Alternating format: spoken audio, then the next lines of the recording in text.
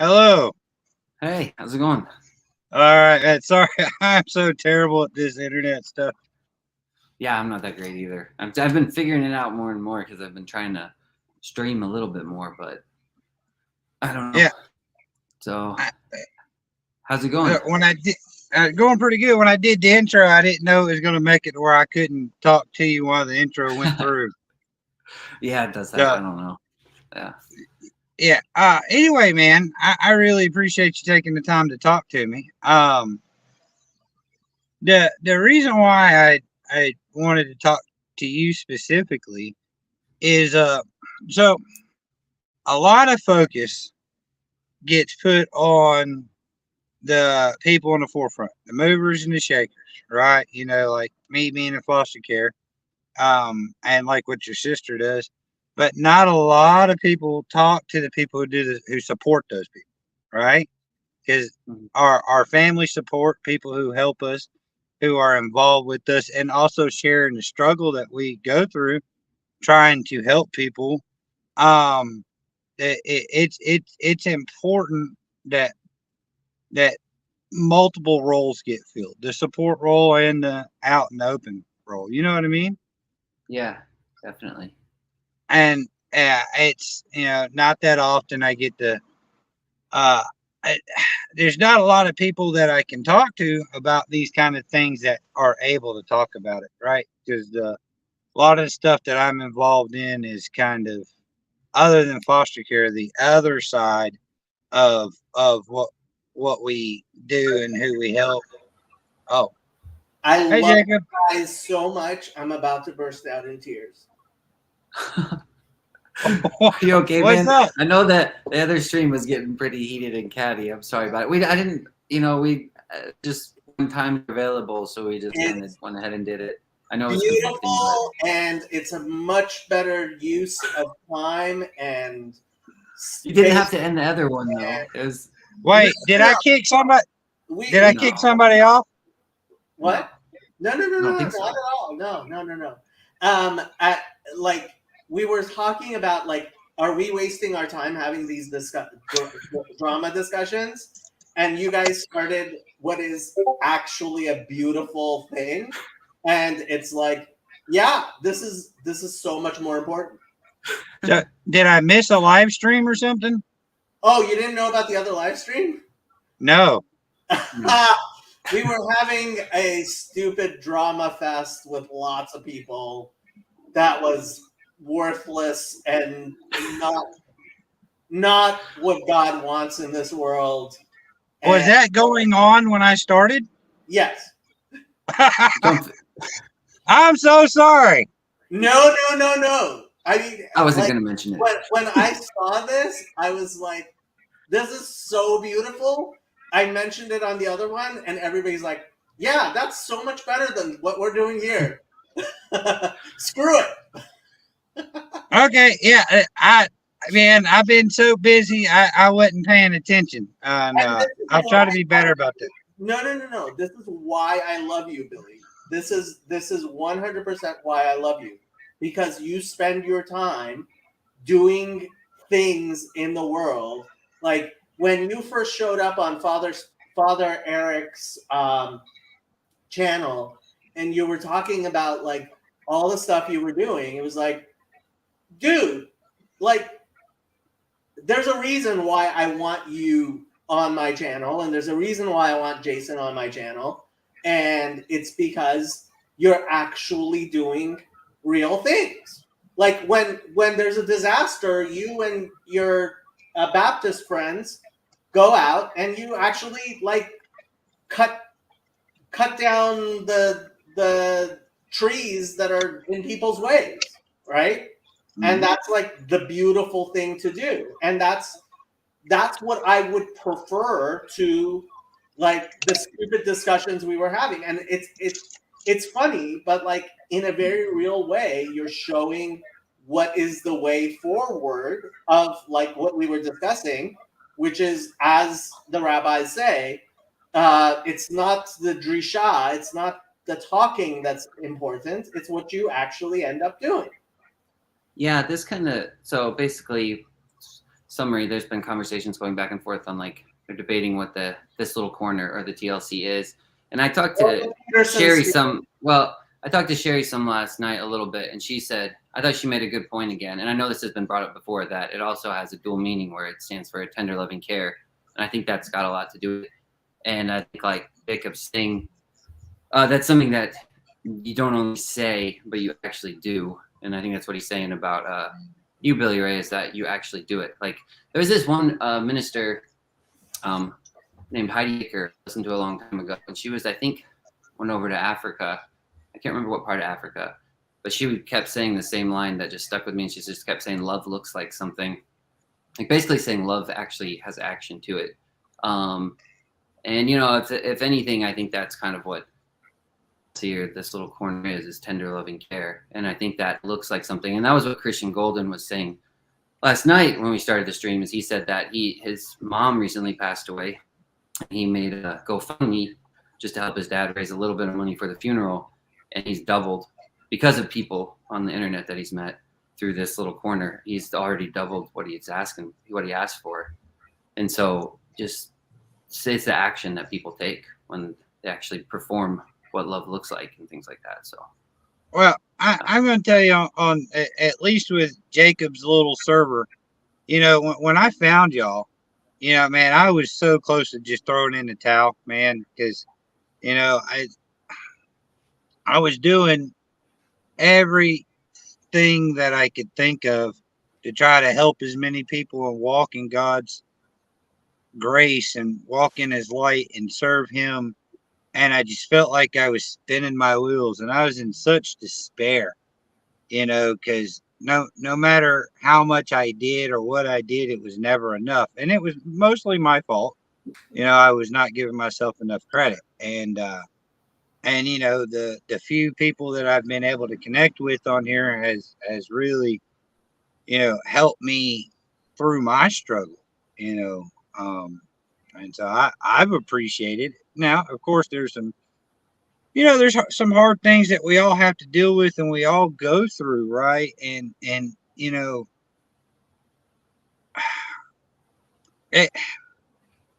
sometimes even having somebody that's 3,000 miles away that you don't really even know that will just listen to you for 5 minutes could save somebody's life. And that's one of the things I beat on. You know, when you're in a gas station or at McDonald's or wherever you might be, if you just smile and be nice to those people, you don't know how close they are to suicide. You don't know how close they are to just giving up or ending their sobriety and going back to where they come from. I mean, you have no idea who you're dealing with in this world on a regular basis. And it is so easy to forget how much a smile means to people. Yeah, you're right. Yeah, it's just like y'all two fellas right now have taken your time out of your day to talk to some hillbilly from North Carolina, you know, on the internet for the whole world to see. You know, I mean, it's beautiful. It's a beautiful thing. So there's bad, there's good, you know, but the most important part is we're just trying to serve God in the best way that we can. And we're going to fall. And, you know, the important thing is we get back up and continue to try to serve him. Yeah. Yeah. And I mean, for me, it's, I mean, I do want to take it back to Fountain of Comfort because like, I have been doing less things. Like right now on a normal day, I would be at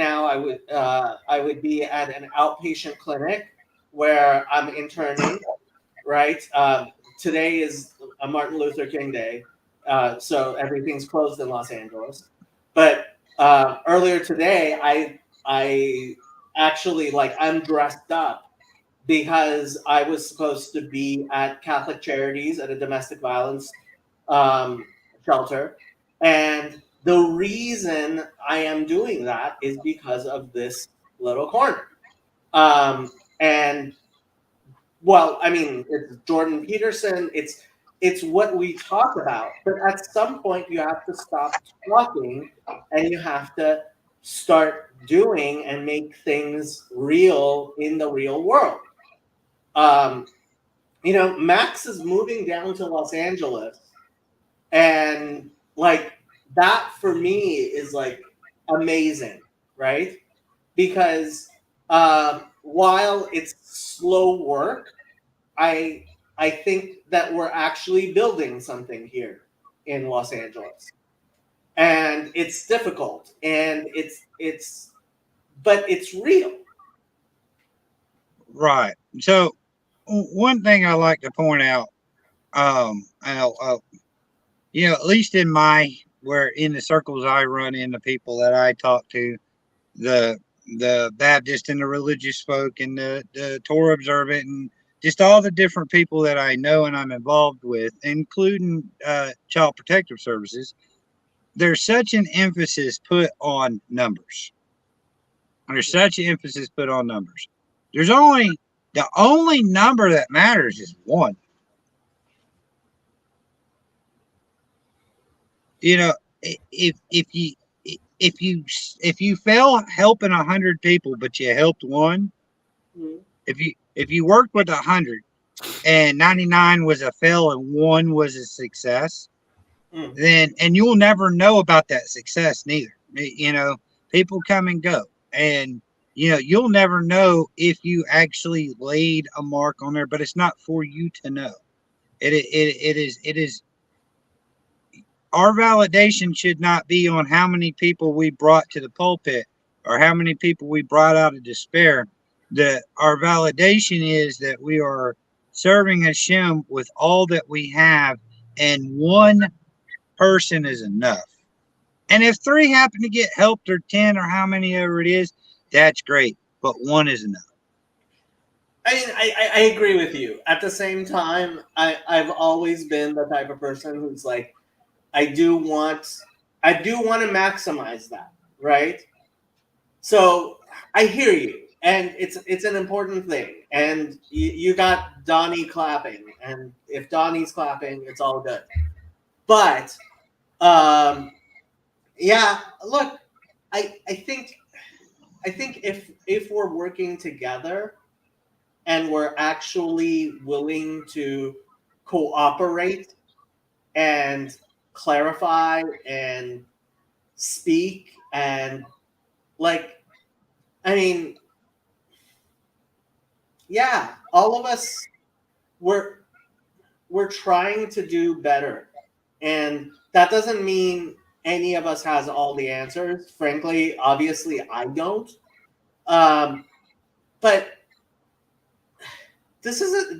we're doing something real here. I have seen, I haven't met Jason and Billy, but I've met a lot of people here, and I know for a fact that there are people who I haven't met who have been helped, which is beautiful, and something we should continue and make happen more and more.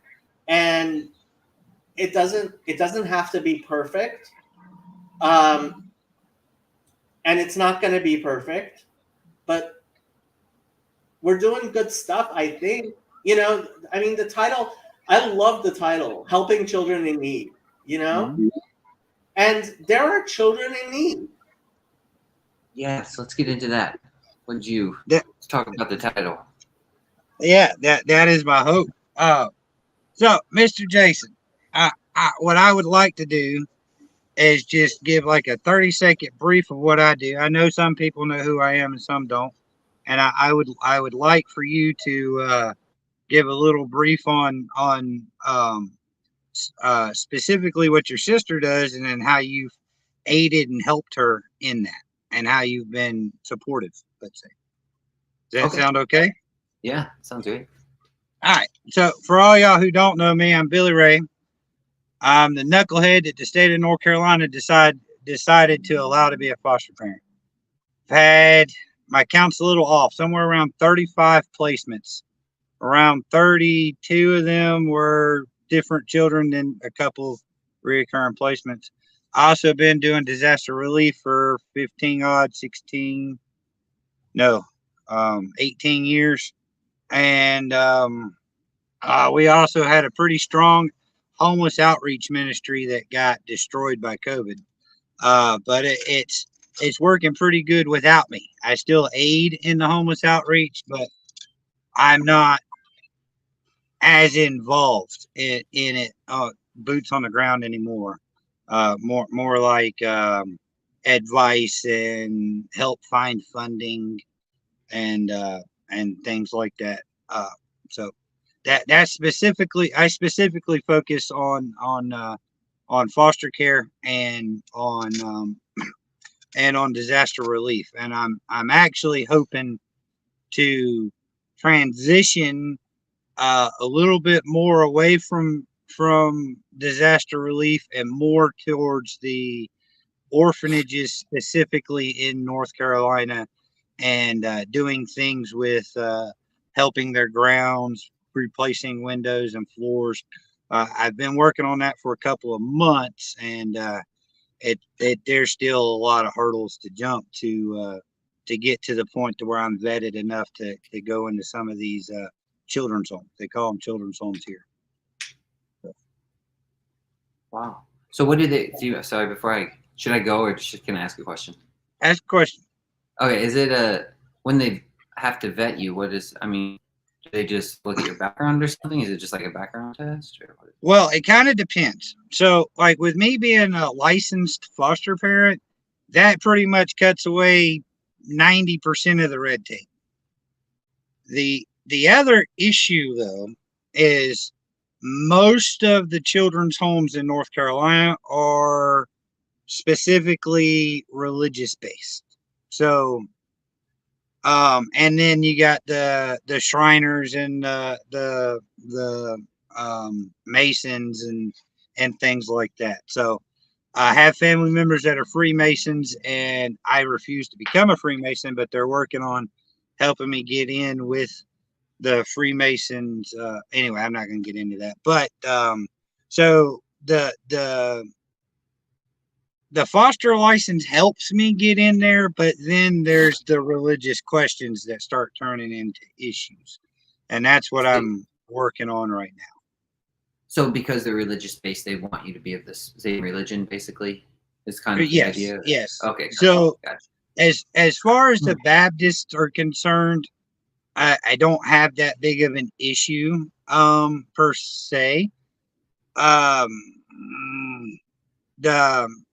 So yeah, as far as the Baptists are concerned, I don't have that big of an issue. I'm not going to get into it.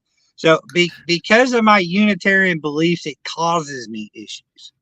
But I don't really want to speak too much more about that. Yeah, that's a really weird and kind of interesting problem. But I don't know. We can get into that later. I mean, I can because I'd be interested in asking more about that, because that was one of the things I mentioned. My dad, me and him were talking last night, because I used to say, when I would talk about what my sister did, I used to say her ministry, and now I'm starting to learn to call it a nonprofit, because even though we're all Christians, we've had to, over the time, we've definitely had to basically just we're all Christians, but it's focused, just on helping children, like your title, helping children in need, and that's all it is. And so if the religious things are going to disrupt that, it's like, let's just call it a nonprofit. And then everybody, most people in the world would agree that that's a good thing to do. And so if you can focus around that. So that's kind of why I've started, because when I say ministry, it just kind of gives the connotation of like, well, then people are like, well, what church are you associated with? And we're just trying to help kids. But anyway, so I'll try to be fast. My sister, I have two sisters. My oldest sister, Jessica, is the one that runs the nonprofit. My youngest sister, Natalie, is still kind of part of it, not nearly as involved as she used to be. But they, a long time ago, were talking, I guess, in private about wanting to start up a ministry to help orphans around the world. So my oldest sister, Jessica, both of them at one point had gone over to Ukraine on a missions trip with the church when they were younger.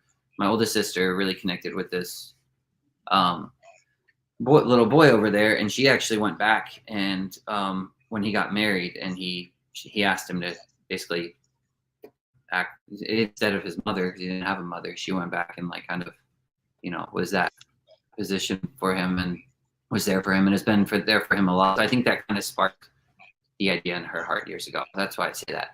So then they had this idea, didn't know how to start it. I just was a selfish, resentful asshole. Sorry for cussing. And I just was just living my own life with my own dogs, just kind of not really caring about myself. And then started to come back to God through a series of events involving some pain I had, some health problems. Then my dog passed away, and I never really even thought about helping orphans or helping kids. I just I had people maybe mention mission trips to me, and I just never had a desire to do it. And then dog passed away.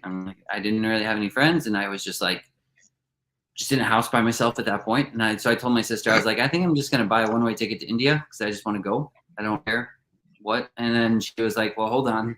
I've actually been talking to Natalie, my youngest sister, about this idea. Let me just see if I can plan a trip for you. Would you be willing to go?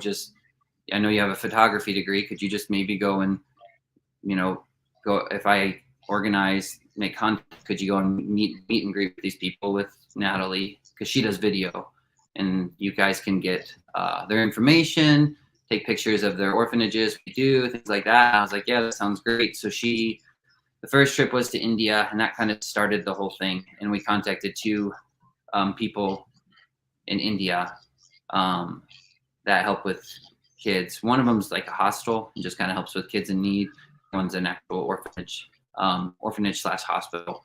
And we actually just went back there this winter, but we had two different teams go to both places. So that started it. And then ever since then, it's been really, really slow growing and a lot of learning and a lot of, like you said, like trying to figure out that red tape and what's permissible, how to make contact. And my sister's original vision was to help children in need, but also when she named it the Yakar Project, the Yakar is a Hebrew word and it means like precious, valued, things like that. And her idea was that it would be twofold, that it would not only basically say that the children are precious and valued, but she wanted it to also mean like every volunteer, every person is precious and valued, and everybody has a precious gift that they could bring to help the children. And so that was her idea, was to find orphanages and then also find people. And it doesn't matter what the people do, how much money they have, everybody has a gift somehow. And she was like, and if I can find a place that needs help, I can find other people that have gifts, and we'll be that hub in between and try to connect people to different places where they can help. And so that's been her vision, and we've connected with different countries now. I mean, a few different places, different countries. And in the U.S., I think right now they have a community in Oklahoma, but her ministry was totally open to any place, anywhere. Like you said, it's just about helping children. So that's kind of where it is. I don't know. You can ask me questions if you have more. If you want to know more information, I'll say what I can, but I don't know. Well, I'm more specifically, please tell me about your first trip to India. Well, how did that go, and how did you feel the first person you talked to? It went. Well, India in general is just, all I know how to describe it is I just say it's a lot. It's a lot. Like it was my first trip overseas. I never traveled because I was just like a homebody. I live in East Tennessee. I like the river. I would just go to the river. And so, it was my first trip. So it was kind of, so that aspect of it, I will say if anyone ever wants to go to India, it's a lot. And some people don't like it at all because it's just kind of overwhelming for all the senses. Lots of sounds, lots of noises, lots of people, lots of everything. But I love it for that reason. It was definitely an experience with just kind of culture shock and everything too. But we went to South India, was the first place we went, in Madurai. We contacted a man there, started his ministry. It's basically a hospital. Like I said, he's a doctor himself, and he kind of built this hospital. And the hospital actually, the money they make from the hospital actually funds their orphanage. So they get babies in their orphanage all over. Some babies are just, they find some babies. He told me they find some in the trash sometimes because people just don't take care of them or they don't want them, so they just throw them in the trash pile, and they'll find them and bring them in. And a lot of the babies there are in, I think, you know, they need health problems. They're usually pretty, they, you know, they're not always that well off. Some of them are better than others. And with adopting them, I think they try first to always adopt them to Indian people first. So that way they're adopting them into their own more familiar culture and things like that. But some of them, so I think if you are in the US and you're trying to adopt, it's a little harder because, you know, most people when they're trying to adopt don't want ones with as bad of health problems. So if you're in the US, you probably have to look at maybe more something like that. But anyway, there's still a lot of support that can go there. They are pretty well set up though, and well-oiled machine that functions really well. Their hospital and taking care of the orphanage there. They need, I think, I didn't go back there this year, but my first trip there, it was kind of I heard the group that went there this year, it kind of sounded like the same thing they have within their orphanage area. There's a lot of kids and not a lot of nurses. So the kids probably need a lot more attention. A lot of babies in cribs that, I mean, you can only do what you can, you know, but it's good that was basically what we did there. We took pictures, took photos, talked to some people, and just tried to play with kids when we could on their playtime and stuff, because they just need that. Kids need that interaction. Yeah. I'll just say one thing. A child like without interaction, and in a lot of these other countries, these institutional orphanages, right? There just isn't the staff, and each child needs to be held every day, right? Yeah. It's heartbreaking. Yeah, there's stories I heard. My sister told me in Ukraine, there was one of the kids, I mean, I don't know how often this happens, but I think the baby actually went blind because it was in the crib looking at a white ceiling, and that's all it got to see every day. And so its eye function just, you know, it doesn't really use it. So, but anyway, so then we met with them. They're great people. That was a fun experience. I mean, like I said, you get to experience India too. Madurai is kind of a religious city. So there's, that was getting to experience that too. It's just, you know, there's 5 really, really beautiful temples there. If anyone wants to look, I mean, it's a really cool city too. But so then we went there, spent a week there with them, interacting with them, talking with them, got photos and video. Then we flew back to Mumbai, from Mumbai, Bombay, whatever you want to call it. Then we flew to Guwahati, which is like northeast India. And we met with another group there. And she basically, her and her husband, he's from the US and he married over there. And his wife basically runs the hostel. It's not an orphanage. It's basically just kind of a hostel to help. They take in kids and let them learn, kind of give schooling and food and things like that. And there's a nearby village that a lot of the kids come from that is, I shouldn't go into this. So basically, because the school wasn't there. There's a school in the village now, but when we first went there, it wasn't there. But anyway, so she basically, they take in kids in need, and some of them have parents, but only have one parent. Some of them just have grandparents, and some of their parents are alcoholics. Some of the just kids from all over different situations. And so we just basically when we went there, it was kind of the same thing, just meet and greet the people. We took pictures and just tried to spend time with the kids and things like that. And that place is the one I go back to, or try to go to every year. I think I missed the year in COVID because you just couldn't go. But and yeah, it's 2 different. I mean, as far as experiencing India too, it's just, I mean, both experiences are totally different because Mumbai is just a city. It's crazy. South India, Madurai is, I mean, it's like, it was more dry, humid, airy. And then Northeast was like kind of up near Nepal. It's like more jungle. Like I just describe it as like the Jungle Book. It's just like that, huge, hot, miserable to most people, but I love it because I'm from Florida, so I like that stuff. But so I don't know. Now, so you said you had interactions with kids. Have you had any interactions with the people who volunteer to go over there to help? Yeah. So since then, when we went those times, sorry, I probably should have said this too. When we went that first time, it was just me and my sister Natalie and my sister Natalie's friend David. And I did photography. They both did video, and so we just went and did that. And so it was a very, very small group. And usually when we go to a new place, that's what we do. Like we're going to Uganda in February, and it's just going to be me, my sister Jessica, and my sister Natalie, and we're just going really small group just to meet and greet, so we can say, come back, meet with the board, and say, do we want to partner with these people? Do we want to send a team there? But since then, like, so on the other trips we've gone back with, I've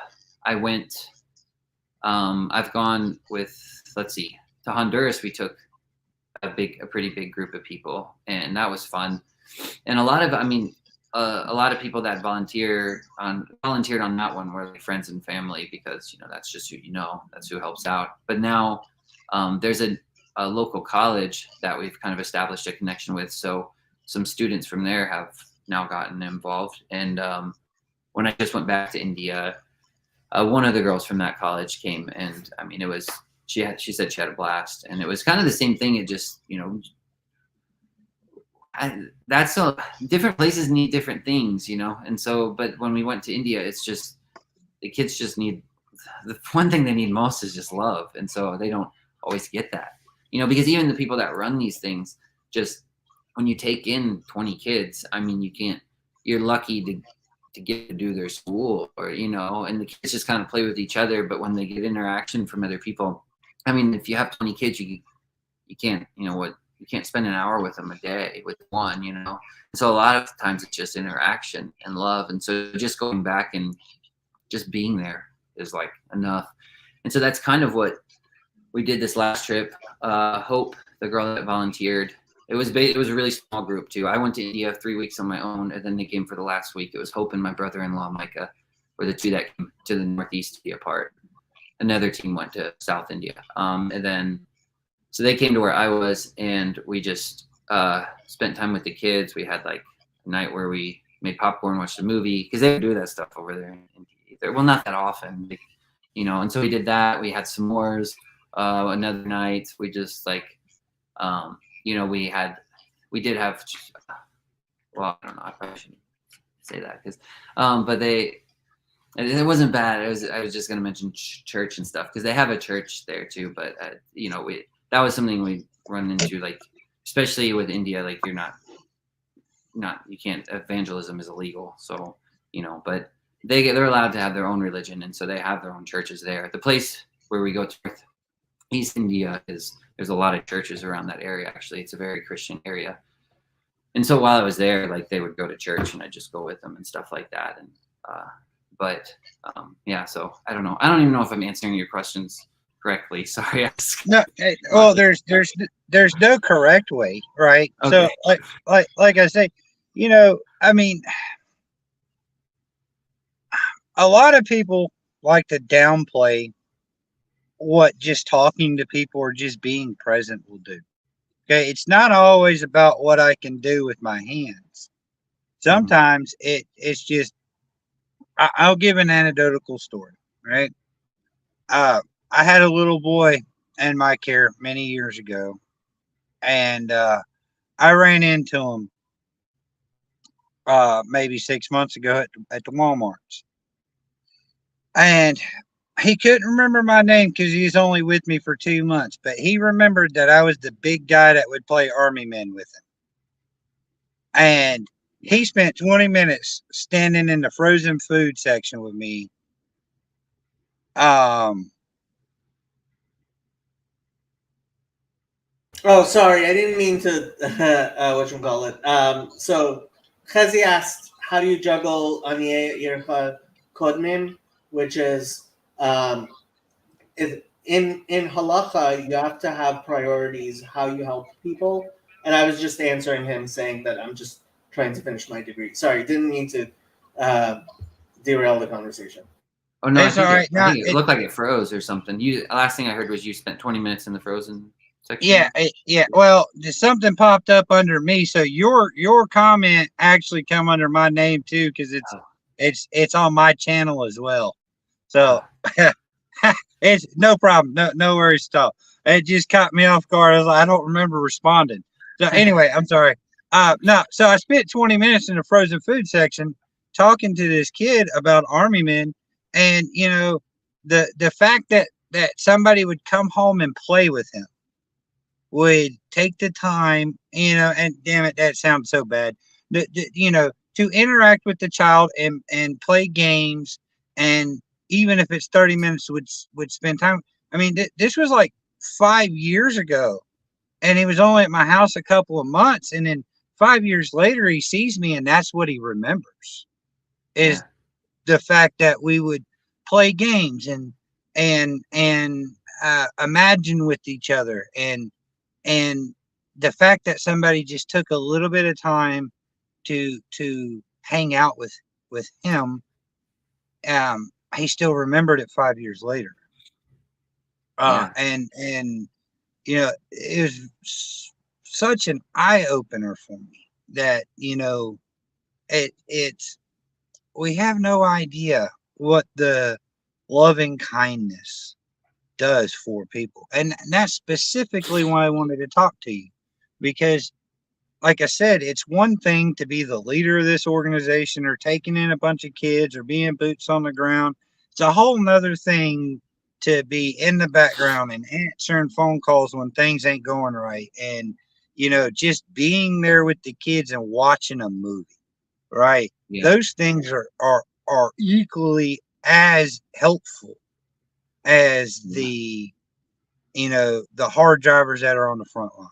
And matter of fact, I would say it's almost more important for the people that are in the shadows that are involved than the ones in the front.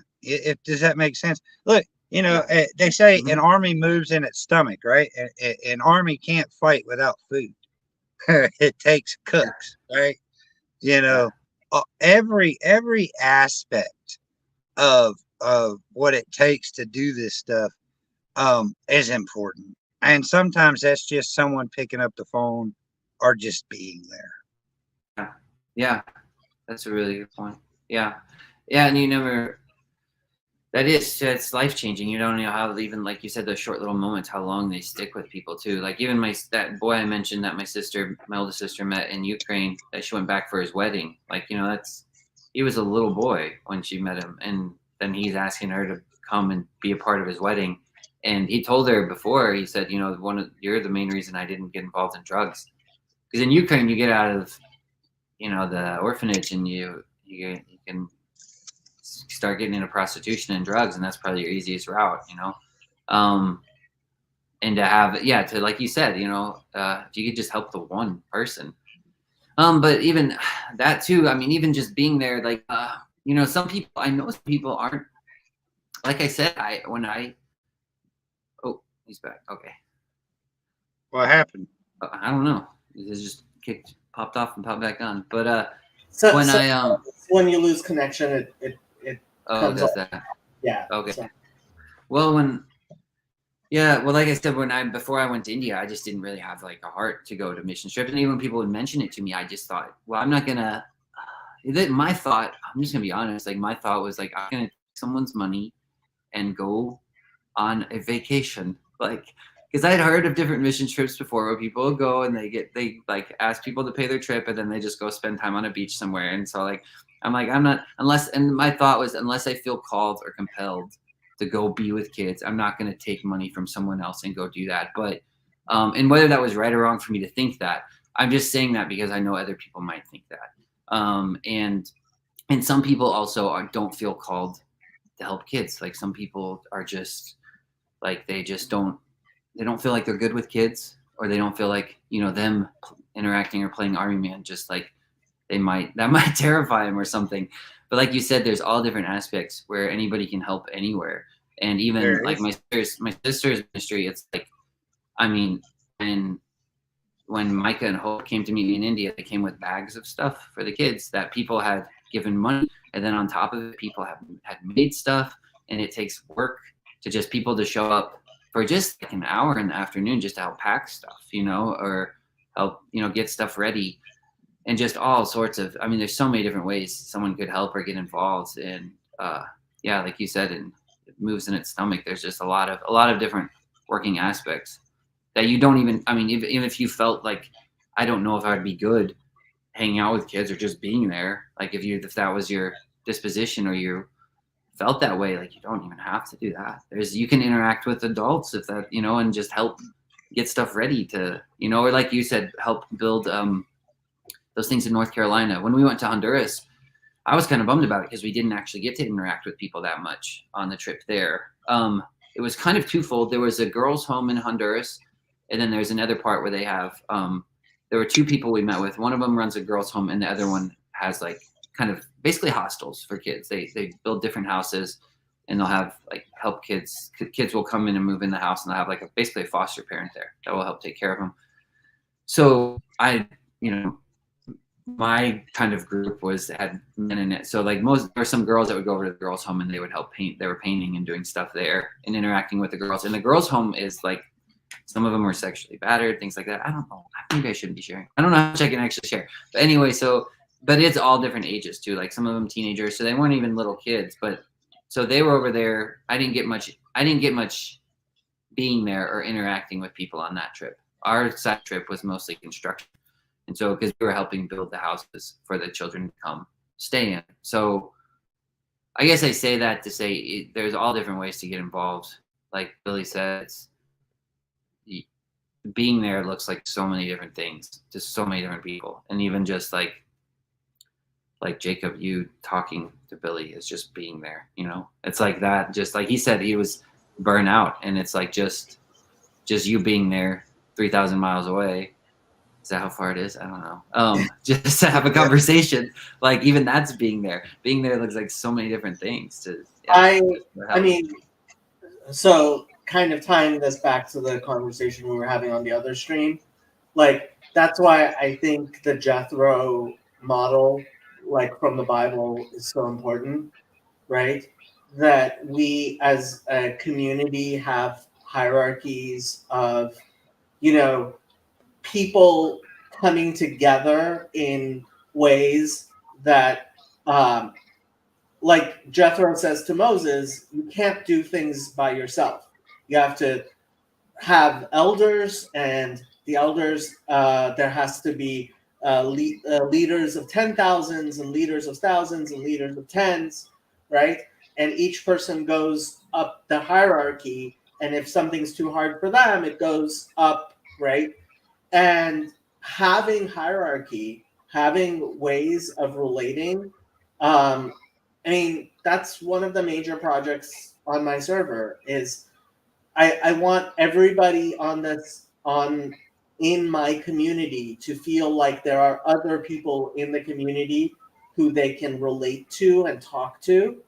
And while it's not, completely formal, I have said to certain people on the server, hey, I need your help. It's gotten to a point where I can't keep track of everybody who's involved in this community. I need you guys to like make sure that each other are taken care of. When somebody leaves the server, like I get a notification. But sometimes people just don't log in for a long time, right? And if we're going to be serious about it, right? One of the things I never liked was people talk about random acts of kindness. And yeah, random acts of kindness are good. But if it's important, you're deliberate about it, right? You plan how you're going to do those important things, right? And yeah, you can't plan everything and you don't want to overplan everything. But at the same time, you want to make sure that you're taking care of the important stuff. And it's important to know that, like, okay, certain things are being taken care of. And obviously, little children are important to take care of. You know, without getting my entire channel destroyed and taken off YouTube, we went through a period when people were thinking about themselves and not about children. And they were not considering that maybe the policies that they were advocating for, while they may save the lives of adults, would make life for little children difficult. And at least in the Orthodox Jewish community, there was a sense of, hold on here, right? Like, we're not going to sacrifice little children to save the lives of the elderly, right? Even at the cost of the lives of the elderly, right? And obviously, we have great respect for the elderly, and we certainly want to save, lengthen their lives as much as possible. But when you have priorities and you believe in the future and you believe in God and you believe in life, right? There are priorities. There are things you're willing to sacrifice. Somebody asked me, like, well, how do you not get burnt out with the stuff you're dealing with? And the easiest answer is, when you actually feel like you're helping, you're not going to get burnt out. If you're actually helping, if you see that you're actually doing something that's having a positive effect on other people's lives, then you're not going to get burnt out, because you get meaning out of that. So I'm going to tell you, I have to disagree with you on that, sir.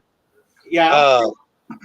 Oh yeah, because I was burning out, man, but the reason why I was burning out wasn't because I couldn't see meaning in what I was doing. It's because I had the false notion that I would see the good, right? So I'll give you an example. Maybe 2 weeks before I come on Father Eric's channel, I was in Florida, standing in the middle of a disaster area, and there was probably 180 people at this Baptist church that come from all walks of life in North Carolina. And it just hit me that, there's so many people here seeking after Hashem, that they've stopped what they're doing and they've given up all their time and money and resources to come down here into a disaster area to help these people. And I was so awestruck by that. And then by the time I got back home and I was back on the grind, I'm going, what the hell did I do down there? Did it do anything? Was it worth it, what I did? And then I got kids here and I got things here and I got this person here. And, Miss Jones down the street needs new windows and blah, blah, blah. I was trying to do too much at too fast. Same thing with the homeless outreach ministry. We built it way too quick. We built it massive in the course of 2.5 years, 3 years. And the moment something hard happened, it just broke. Right. Because it was go, go, go, do, and that's it. Right. There was no forethought for what does tomorrow look like. It's all about, what does today look like? What am I doing today? Have I done enough? Can I do enough? Right. So I mean, this gets back into the question that Chezi asked, right?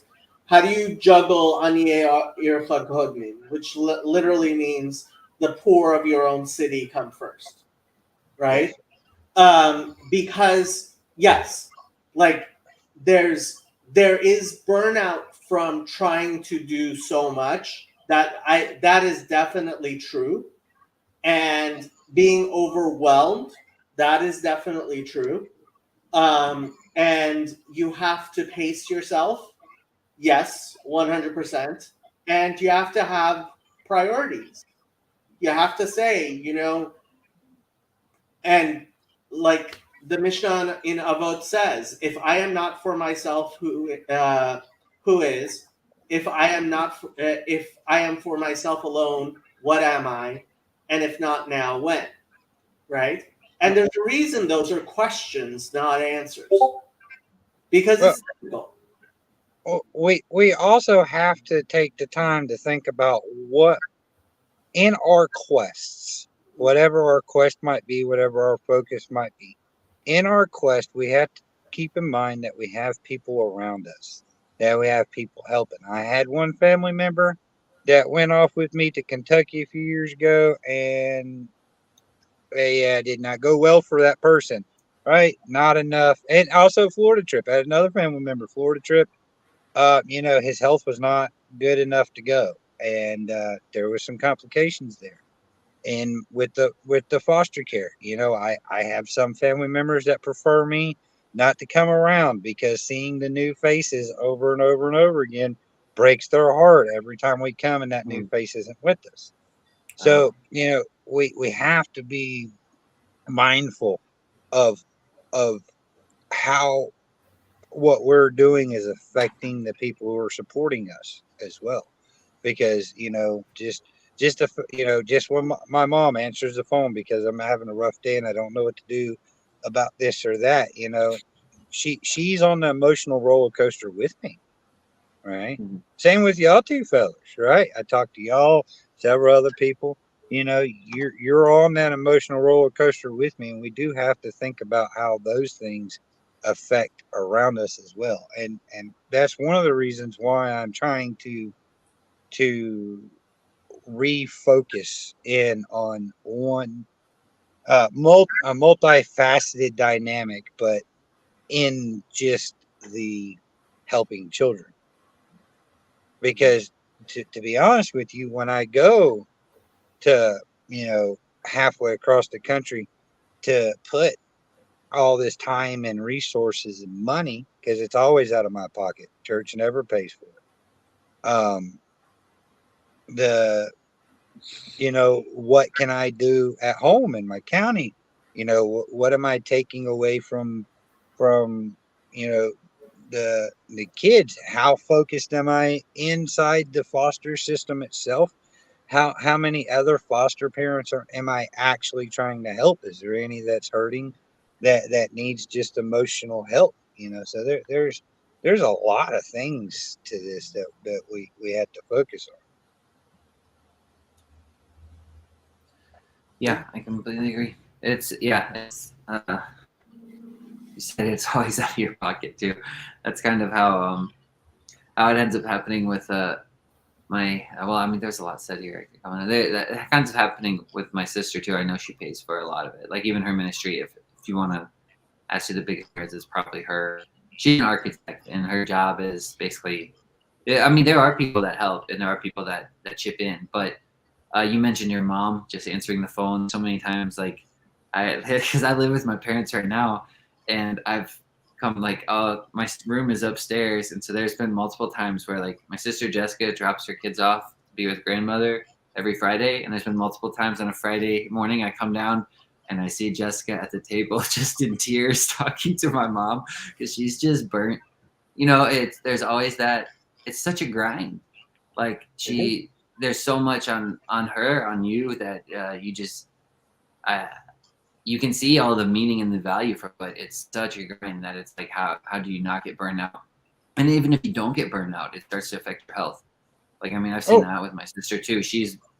There's been times like there was one time she was sick for probably a lot of times I see her and she's sick, but there was one time she was sick for probably like close to 3 months straight, just sick because she just was just in bad shape because she just was doing too much with working her job and trying to do the ministry and do everything else. And I don't know. It's just there's lots of ways to get burnt out, but then you just need I don't know. God comes through though. It's if you just he will. Like even the lady in India that I go back to, the place in Guwahati, when we met her in 2019, she said she was actually before my sister messaged her and her husband were actually thinking like, should we stop doing this?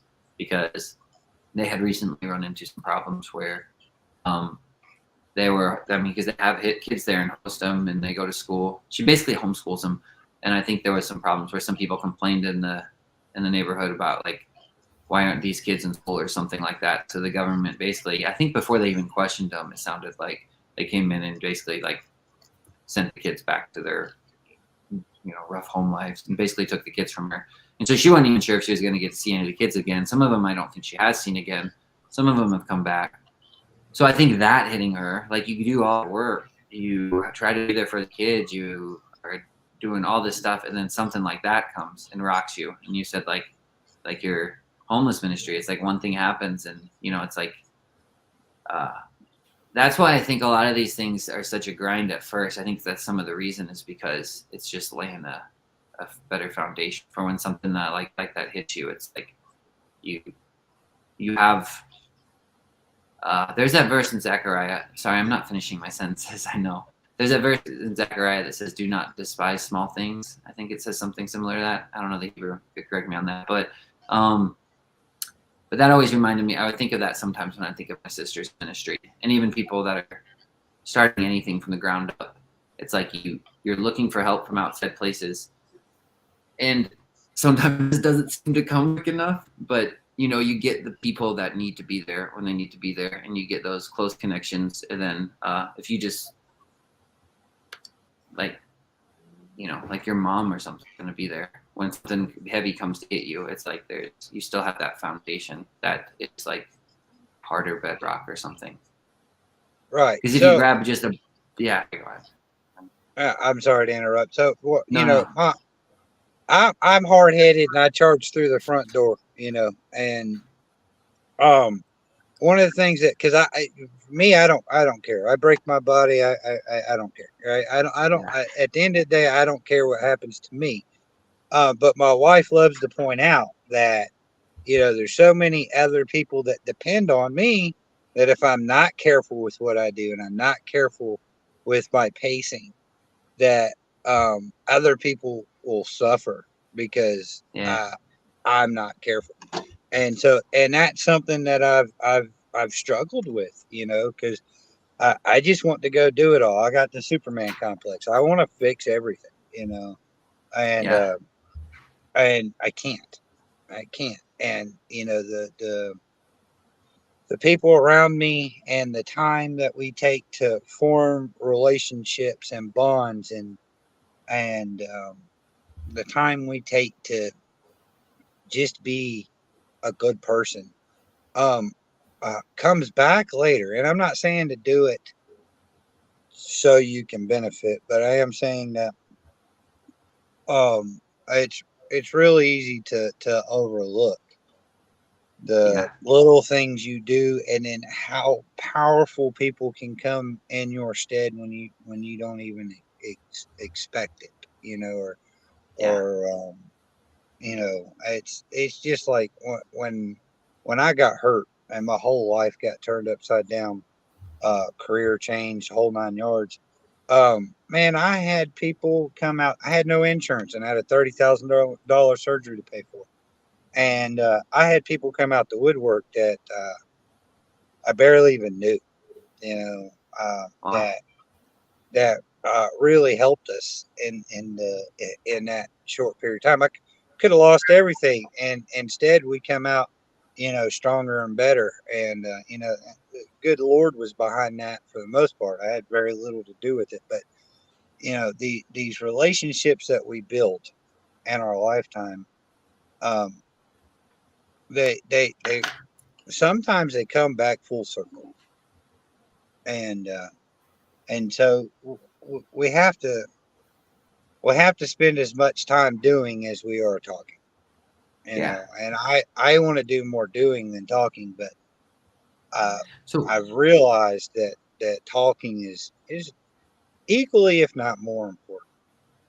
Yeah. So what is if you don't mind me asking, because I don't know all your story, what happened exactly? Like where you were injured, and you give me some of that backstory?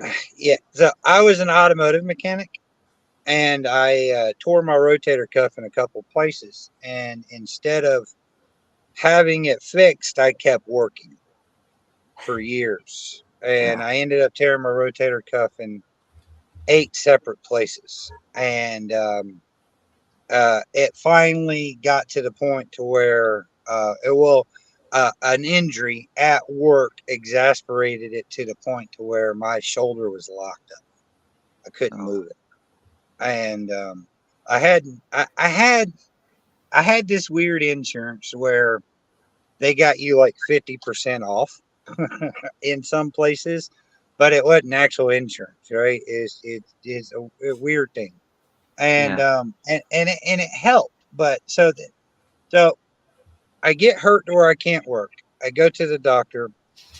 The doctor tells me, "Hey, look, this is what we can do. It's going to cost about 30 grand." And then I called this fake insurance company I had, and they negotiated it down to like 25. But I didn't have $25,000. And at the same time, me and my wife, not coordinated at all, just had this thought: call Care Credit and see what kind of credit limit you can get. So I called first, she called second, and within 10 minutes we went from having no money to being fully funded for my surgery off credit cards, which is a dangerous thing indeed, let me tell you. And so my wife decided to put up a GoFundMe, and we got $25 from someone we didn't know. But everybody at her school, all the people I worked with, all the churches and the homeless ministries and all the ministries that we were involved with, and all the people said, we don't feel comfortable giving you money through GoFundMe, but we will help you. So one guy paid for my anesthesiologist, just paid it. I didn't have to pay that. My church at the time paid for my physical therapy, and that's the other thing. My physical therapy, I needed to go twice a week. It was $80 an hour, and for 8 weeks. And now, mind you, I'm not working, so I've completely lost my income. And the physical therapy people said, "I tell you what, if you come at the half-hour mark, we'll give you 30 minutes of attention, charge you $40, and the other 30 minutes you can just be off in the corner, and we'll kind of check on you from time to time." And the people in my church, people were in the 80s, was coming out to helping me pay for that, and then my bank deferred my mortgage payment for 6 months. Whoa. And it was just things like that, just over and over. And then, so now we're struggling to try to pay these credit card bills, because I mean they're expensive on top of the regular household bills. And about 6 months before I got hurt, God had been leaning on me. Hashem had been leaning on me hard that, boy, you got to clean your finances up. You have to. This can't last forever. You have to clean it up. And my wife was kind of she wasn't getting the same messages I was. So she wasn't so keen on taking the steps to clean the finances up. And one day, the good Lord just hit me so hard with, you have to do something right now, that I took off work. The moment she got off work, I was at work waiting for her. We went to the bank and squared it away, and was able to knock off about $800 a month what I paid through that I had to pay each month with restructured loans. And it's not a great financial decision in normal circumstances. But 4 months later, I got hurt, and that every dime counted. And so in this 6 month time period, I mean, the good Lord had His hand on me. I was that pot on the potter's wheel being molded, and throw it in the fire. And just there's just so much was poured into me and my family, and and then also, like, what started my new career, a buddy of mine, said, hey, it's not much, but we can get you working as a security guard, a couple days a week, at least put you some money in your pocket, and you don't, your shoulder don't matter, right? You're in a sling. It's okay to start working. And then all of a sudden that turns into full time. And then the time that I was supposed to be out of work got extended because I have a bulge disc in my neck and it was causing other issues. And I ended up being taken out of, like, the doctor told me I could never go work on cars again. And so I'm talking to my boss at security, and he goes, well, let me see what I can do, because I can't afford to work for $10 an hour being a security guard. This is fine for now, but I got to do something different. Yeah. And then 2 days later, my pay was almost doubled, and I went and started being a facility maintenance man at the same company I was being a security guard for, and it restarted my career and give me a new career, something that I could physically do that did not hurt my shoulder. So is that what you do now? You do the maintenance work? Yes, sir. So now okay. I do hotel maintenance work. So what they call me is a facility engineer. I'm not an engineer. I have a 10th grade education, but I over the course of 5 years, or almost 6 now, I really built a skill set, and it really goes back to my mechanic training, because I problem solved, right? And in the shop, I diagnosed things all day long. I learned how to work around things and work with things, and how to think outside of the box, and how to read diagrams and follow instructions, and I was able to take that analytical mind and being able to take things apart, put them back together, and apply it in a whole new field. And then we started foster, like, quite literally, I had just switched from security into maintenance when we started the foster care. And I mean, we started that. Yeah. Well, I was taking the classes while I was in a sling. Like, we were working on that, even with me being dead ass broke and not knowing how I'm going to pay for things. My silly self was sitting in the foster care classes, learning how to be a foster parent. Yeah. But the good Lord delayed it enough, because it took longer to become a foster parent than it should have. But he delayed it long enough for him to provide a way for me forward for it to all work out. What made you decide to do the foster care? Did you always want to do that, or what? Well, there's a couple of things.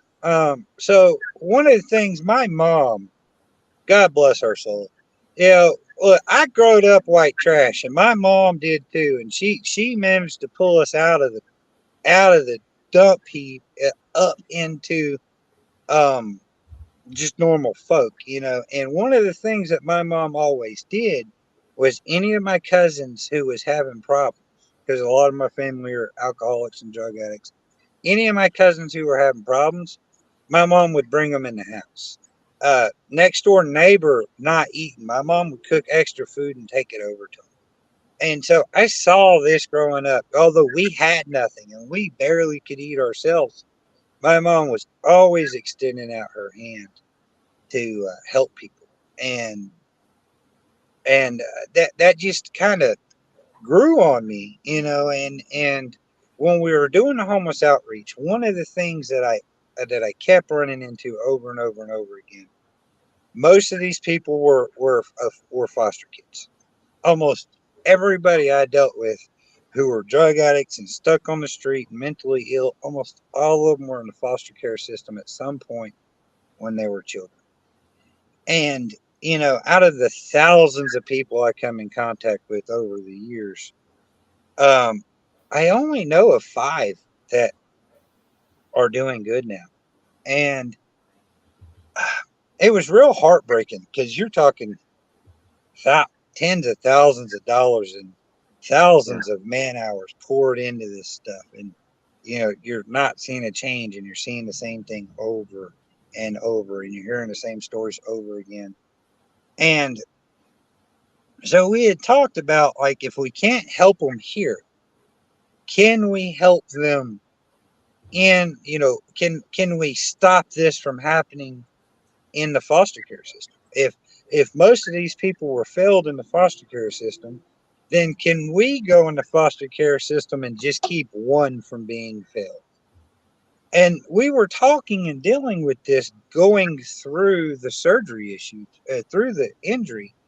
And 2 weeks after my surgery, we're sitting in church, and the Baptist minister up there was just going on and on for 2 hours about how if you're being called to help, you need to help. And, he's just going verse after verse after verse about being there for people and helping people. And next week we were signed up for foster care classes. Right in the middle of all. At the time when I signed up for foster care classes, I didn't even have a job. And this is what I'm talking about, rash decisions. But, the good Lord Hashem has always laid out a bridge for me. Has always given me an opportunity to pick up that hammer and throw a nail into that slat to keep going across that bridge. Yeah. Yeah. Now, That's he's really provided cool. The hammer and the nail and the plywood. He's provided the structure. He's provided everything. I just happen to be able to swing that hammer. See it? Yeah. None of this is me. I mean, the drive that has been blessed upon me is not something that I would have chose. Yeah. It's and I'm not really. I mean, I'm talking a lot about myself, and I don't. No, I like this. That's why I'm asking questions, because I don't know you all that well. I just kind of a little bit of what I haven't really ever heard your story, so I'm really interested in hearing how all this happened and everything like that. Go ahead. Oh no, I was just saying, just keep going. I'm listening. I'm interested in this. So. Well, I mean, it just a bunch, right? A long time ago, I was an alcoholic and a drug addict, and the good Lord delivered me from that. I mean, my whole life, the Lord has delivered me over and over and over again. I mean, even in my apostasy, when I was running from him, even when I was worshiping idols and practicing magic and getting in, he was always there, holding my hand, begging me to come to him, to come back to him, to come in his fold. Hashem has always been there. And, one of the great struggles of mine is to not be so hard on myself about how long it took me to start reaching for him. Yeah. And to actually squeeze his hand back and try to walk with him. And I mean, I fail, dude. I fall every day, and I just hope that as we're getting back up, that there's not ripples from my failures, that affect other people. Because if it affects me, I don't care.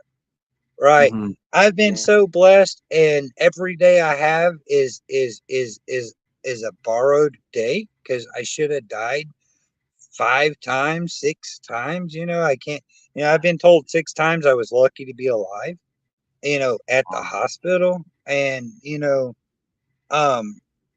so to me, every day that I have to walk in this world is a borrowed day, is a day that I should not have had, because I should have been dead 20 years ago. Yeah. Yeah. Well, praise God. That's cool. Praise God.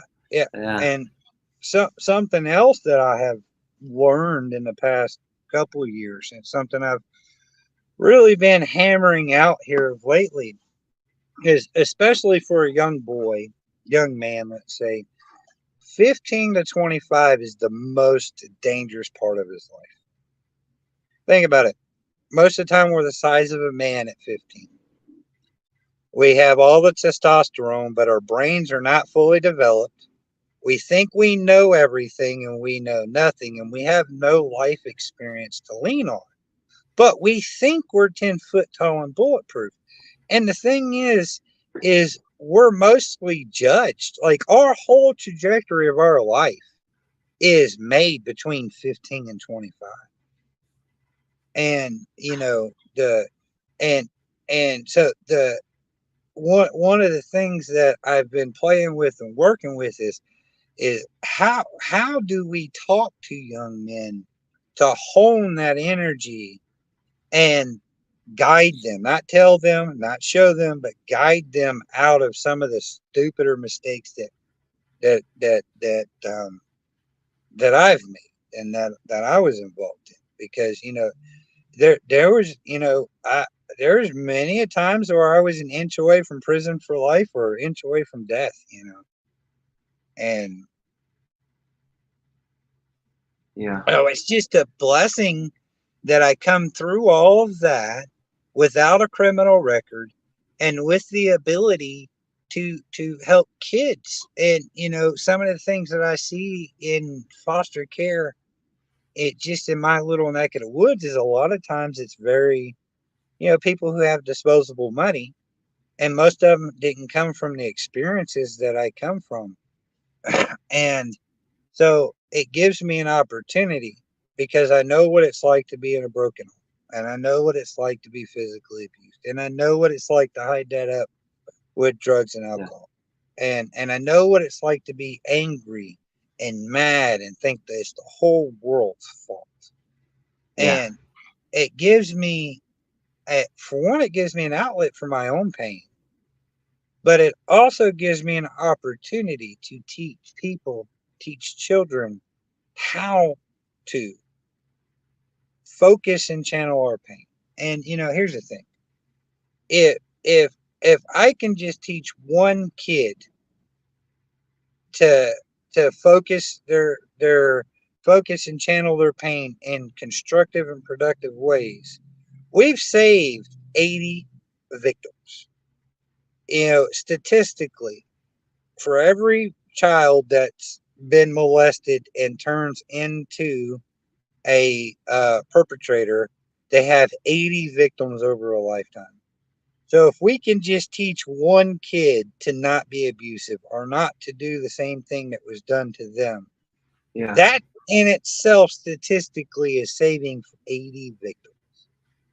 And, you know, without the everything that the Lord has continued to reach down and drag me from my own despairs and my own sorrows and my own dumbness, it has given another step and another opportunity to lead that forward and not do the same thing God did, because I can't do it, but at least be in his shadow enough to kind of, you know, move the ticker, you know, 1 or 2 notches, you know.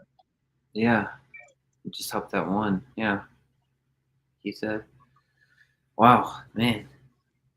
Yeah, there was, you think of that, what's the saying people say, like, hurt people, but it's like, you know, if you can, like you said, help people, that everybody has that hurt, some people more than others, but if you can help them, show them how to actually handle that and give that to God, it's like the hurt people will actually help people, and probably help people better than, you know, most people can.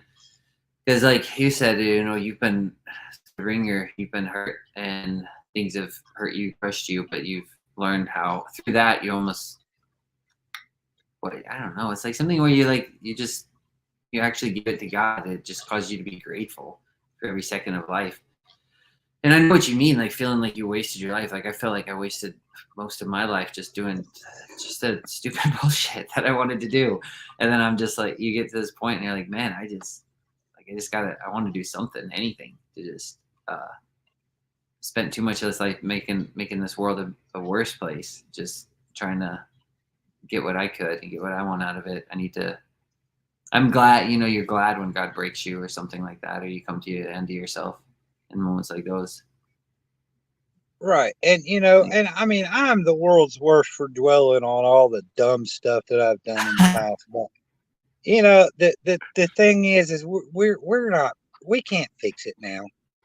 Well, we can't change yesterday, but we can change tomorrow. Yeah. And it doesn't have to be a big change. It could just be a smile to somebody. It could be, one of the things, you want a planned random act of kindness, get you a couple paper bags and $10, go to the Walmarts, buy Nutri-Grain bars and some nabs and like some peanut butter and jelly snackums or ramen noodles or something like that, stuff that can be eaten on the side of the road, and keep that in your car, stuff that doesn't need to be cooked. Keep that in your car. Next time you see a homeless person or you see someone in need, hand them lunch. Yeah. Yeah. That's a planned random act of kindness. And see, here's the thing, when we start talking about helping homeless people, and this is something I had to learn, was I might not have changed that person's life. But again, if I give them clothes or a tent or food, then they don't have to steal it. They don't have to rob somebody. They don't have to do something to be able to survive if I give it to them. Okay, Billy, I love you, but this is the type of stuff that drives me nuts.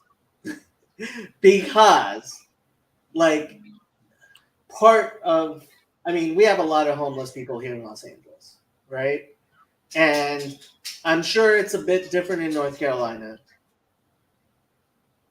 The people here don't need or want your food. Like, I remember I went to breakfast with somebody in this little corner, and he bought breakfast for somebody who was panhandling outside the restaurant, and the guy didn't even eat it, right? And so, yes, I hear you, and you're right. We want to be kind, and we want to. At the same time, it's like you're doing this act of kindness, but I want it to be more systematic. I want it to be something that ends up truly, like.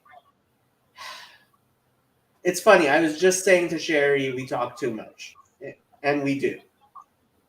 At the same time, it's just, it kills me that we're not doing things wisely. Okay, so all right, so I am speaking from my experience, and when we started feeding people Sunday morning with a hot plate and eggs and grits and things like that, it was like 40 people Sunday morning in the park. And when I stopped being involved with that right before COVID, it was, I don't know, ballooned to 110 people every Sunday in line for food. Now my people are telling me it's closer to 300 every Sunday morning in line for food that are eating it. So, I mean, we all have different experiences, and different places have different things. We don't have the social safety net that are, there's nobody's giving money. I mean, the homeless people are still getting arrested out here, right? So, I mean, I mean, I'm not sure. Every so often they bust up the homeless camps, and they put no trespassing signs, and you get caught, you get arrested, and you spend 6 months in jail. And so, I mean, I don't know. I can't speak from your part, so maybe I should be a little bit more careful with how I say things. I mean, I hear you. It's just, at least here in Los Angeles, like one of the worst things you can do is give a homeless person food, because you're not helping them. When you give them food? Yeah. Why? Because they just won't eat it, or what? It's. I mean, there's a reason. Somebody who's a homeless person in Los Angeles. First of all, there's plenty of food everywhere. Second, why they're not going and staying at one of the shelters is because they're unwilling to even try to do things. You know, because the voices tell them not to. That's why. Well, that's a huge part of it, right? Yeah. Right, but yeah. Here, I'm sorry, but look, you know, if I give somebody food or whatever, and because they don't want to go to a homeless shelter because they don't want to pass a drug test, I was that guy that didn't want to pass a drug test years ago, right? I still got, we look, if it does any good or not, if 10 people, I wasted my money on 8 of them, but 2 of them ate it and was able to use their money to get their fix and didn't go rob a single mother for $20, then I did something worth doing. Mm-hmm. It's a question of harm reduction, and I hear you, and I'm not saying, it's just it's all different experiences. I've had different interactions with homeless people, and I will always say they're extremely interesting. I would almost encourage people to just interact with them, although I know that's not safe for everybody to do. But I'm like, a single full-grown male, and so it's not always safe to do either. But it has been. I think PBK has said this before too. It's like the most interesting conversations you can have with them, and sometimes I get the impression like is a very they almost tall man. What? PBK is a very big, tall man. Yeah. Well, the other thing too is like, I mean, sometimes I get the impression that the interaction almost means as much to them as giving them food or money sometimes. Because I guess sometimes you could argue they just want attention and they're just happy to get attention. And some of them are just kind of, maybe are just kind of crazy too. But they, in my experience, they seem almost a lot of times shocked and astounded when I just turn to them and start talking to them. They're just like, whoa, you're just not like. We have to attend to these people and not just ignore them. We definitely have to attend to these people and not just ignore them. It's just takes time. It takes patience. And frankly, it's the type of thing that I would like to see done in a systematic way. Like here in Los Angeles, we spend so much money on homeless services, and we're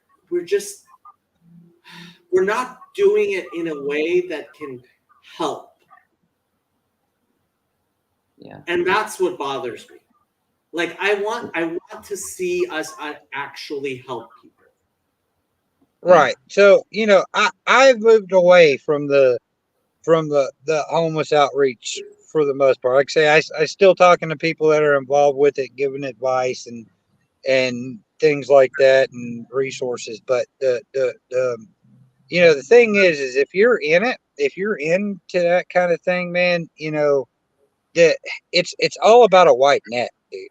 Like that's what I'm saying. It's all about a white net. We cannot save everybody, but it turns into a numbers game. How many, you don't know where that net's going to fall, and you don't know what the outcome of it is. And 10 years from now, somebody who just sat and listened, or who just allowed me to sit and listen to them ramble for 20 minutes, and I might happen to say one thing that clicked in their head that started a snowball effect years later. I don't know what's happened in 10 years or what's going to happen in 10 years. and we can't quantify what Mhm. that does. But being focused in on a specific project is way better than what I've done before, where I've thrown my net across states where I need to throw my net across specific things. Yeah. I So what? keep on going back to Chazi and Anye or Ircha Kodman. Like there are halachas. There's Jewish law on how to do charity, and And you help, that's important. and he that quote is basically saying help at home first, then help that outreach. Right. So, So Maimonides has like a whole codification laws of charity, yeah. and like his rules are okay. First, you help. First, if you need charity, you have to take it for yourself and your family and your kids, right? And Mhm. then your own family and your neighbors and your city and your country, and like there are rules, right? And it's concentric circles of greater responsibility, right? So like you have more responsibility for those who are closer to you, and that's, I mean, that's part of my thing. Like you can't spread yourself too thin. So I have a question with that then. So that sounds good, and that sounds like definitely that sounds right to me. But then, what do you do with things like this little corner? Because I mean, I would say you guys are some of the closest people to me now, and Right. And I yeah, mean, so sometimes I'm spending my time trying to help counsel somebody online who's in a different country. Like that's happened a lot. yeah, Not any one particular person, the but internet, several. yeah. Well, I mean, the internet's just different now because now, like, your neighbor is like halfway across the world, and In you a know, sense, in a yeah. sense, but like part of that is why on my server I have tried to create, and why I think we need to create structures which can hug people, you know, that which Right, where people know where they fit in and who is responsible for them. Mm. right. But for example, let's say I have a calling or I have a push that medical care for children is very important, especially for children, for children without parents. Well, here in North Carolina, they have Medicaid. Every child that's in foster care, that's in homeless shelters, that's in children's homes, all have Medicaid, and their medical care is taken care of. So it would not be out of the realm for me to say throw some dollars at a hospital in India to help make sure that they have the medical resources they need. So, in the concentric circles, you're right. And that was part of my problem, was I was going too far out. At the same token, just like you know, the, the out was the children's home for abused children, for trafficked children that we've talked about before, right? They're in Oklahoma. Okay. There's not one of those here. There's one in Oklahoma, and they get my money every month. They get 10% of what I bring home every month to make sure. And I'm not bragging, and how much it is doesn't matter, but that's something that means a lot to me. So I'm going to throw dollars to Oklahoma. At the same token, if there is people around here that I can help, if I can help fix a window or apply my trade to the battered women's shelter here in town, then I'm going to apply my trade there too. Yeah. Yeah.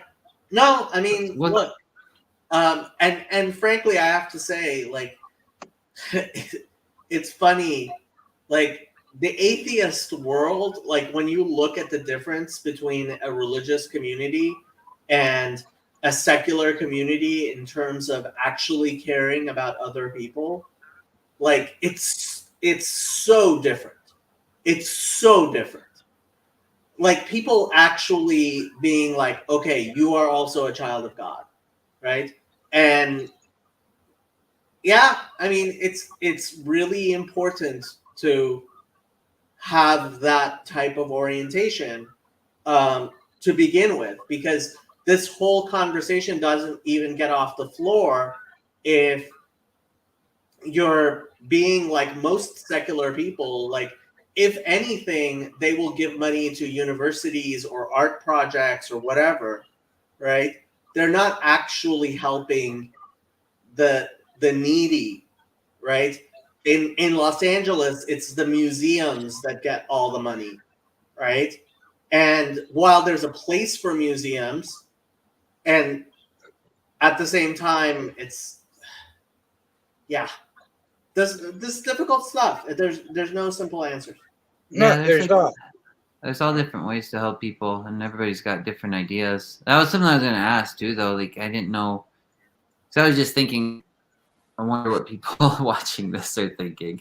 Even people might be thinking like, well, what do I even do? How do I help in my area, even if I wanted to do that? And I wouldn't even know.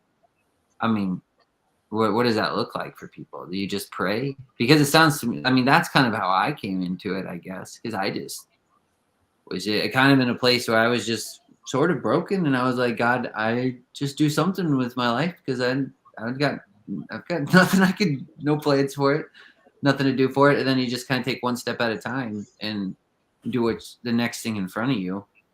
But I don't know. What would you say? What would you guys say to that? Like, what does that look like for people? How do they now? Because I mean, the title thing, helping children in need, even helping homeless people, or helping anyone in need. Like, what is? I don't know. Okay. So I mean, first of all, I think there does need to be like there's no universal answer. Each person has to look at their situation and their capacities. At the same time, I think building a community is really important, right? Well, If you Well, if you individually are helping, but you're not getting involved in a community that's helping, I think you're never going to be able to sustain that long term. I just want to say hi, Rabbi Mullet. I saw he said hi, and Ezzy. I didn't get to say hi to you neither. But look, so focusing back on children. So there's a couple of needs inside the United States. There's a couple things that people don't really look at. Okay, and one of them in the foster care system. So something that happens that is tragic is kids will be taken out of their homes at 15, 16. They don't want to get adopted, and even if they do get adopted, one of the problems that happens is when they turn 18, they can't stay in if the adopted parents are still fostering, because those kids are now adults. They can't actually stay there without becoming a licensed parent, and most of the time an 18-year-old can't become a licensed parent. So that turns into a big issue, right? And then you have these people that are getting out of the system and they got nowhere to go. And they turn to a whole bunch of different places. And so one of the things that I advocate to people here, and it hasn't got off well yet, but I tell people, reach out to CPS in your county and talk to them about, can you donate money to help get a place for a child, or can you connect me with a foster parent who has a kid that's about to age out of the system, and pay first month's rent, last month's rent, light bill, or sponsor a trade program, or like the in America we have this thing called Job Corps that so many people don't know about. It's federally funded, right? If you're a person in need and in between the ages of 16 and 25, you can sign up for this program. They'll put you up at a school and teach you a trade, right? But hardly anybody talks about this. Nobody knows who to talk to or where the resources are. I mean, there's so many different aspects of how you can help children who are transitioning into adulthood that have nobody. Also, the boys and girls homes are good. You know, the reaching out to the high school, talking to the counselors, to your local high school. Hey, is there do y'all have any scholarship programs for the local community college? You know, things like that. There's so many different things that you can do. Yeah. You know, Yeah. and it's, especially if you live in a small town, you know, you can talk to your mayor. You know what I mean? City council. You know, you can bring it. You can bring it up. I mean, there's a lot of different aspects of it. Even private schools. You know, you can speak to private schools and see if they have um, have scholarships for gifted children who can't afford to go to a private school. Yeah, I mean, there's a lot of things. Yeah. The Christmas That's tree it. at Walmart. So The Salvation Army Christmas tree at Walmart. oh, yeah. You know, that's another way to help children in need. You know, who haven't been taken away from their parents yet. You know, and that's the other thing with like the children's homes here in North Carolina. A lot of them try to get involved before kids are taken away. So CPS will go, hey, look, we're coming to this house that we've had an issue with. Y'all might want to get involved, and they'll start putting classes on and teaching these parents how to change their situation to keep the children out of the system to begin with. I mean, God, there's just so many different aspects. Yeah. So when in your area, there's just like, are there a lot of children in the system? Like too many for you guys? I mean, for people in your area to keep up with her. It depends on the county. It depends on the county. Generally, it's out like the county I work with, which I'm about to change counties because I moved, but the county I work with has about 40,000 people in it total. And on hand, normally they have somewhere between 35 and 60 children in care. Wow. So now some of the bigger places is way more, like Raleigh. You know, Raleigh's closer to 1 million people, and our Wake County's. I don't really know the number, so I think Wake County as a whole is somewhere around 1.5 million people or so. I could be off, but I know Yeah. they have closer to 3,000 kids in care.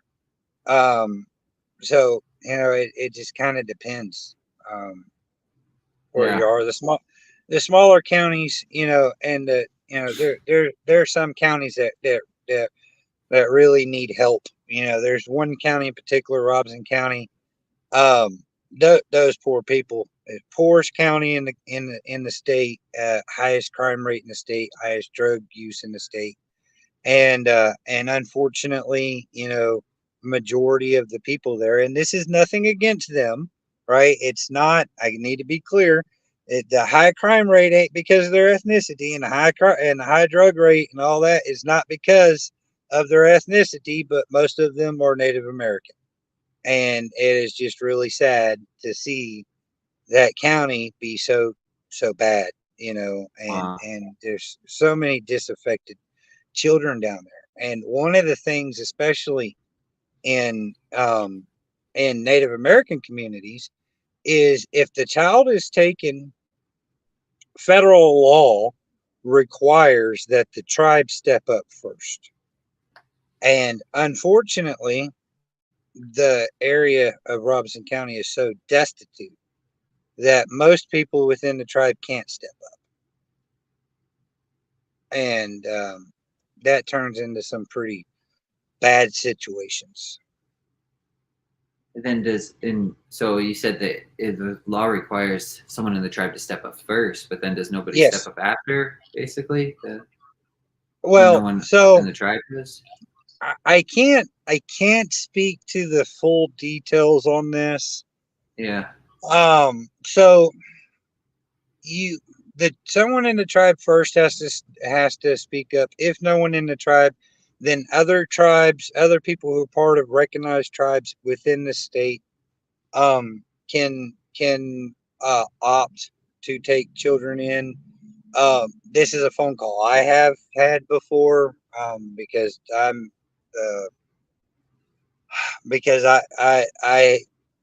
I'm Native American as well, not full blood or even half, but so I've gotten phone calls.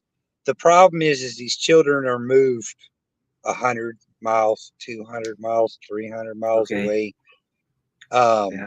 And for me, it doesn't set right. I refuse to take a child based off their ethnicity. Refuse to do it. So I don't ever ask questions of what their ethnicity is or even their name when I'm choosing if I'm going to take a child or not. So Yeah. it's a tough situation. It's a really delicate situation.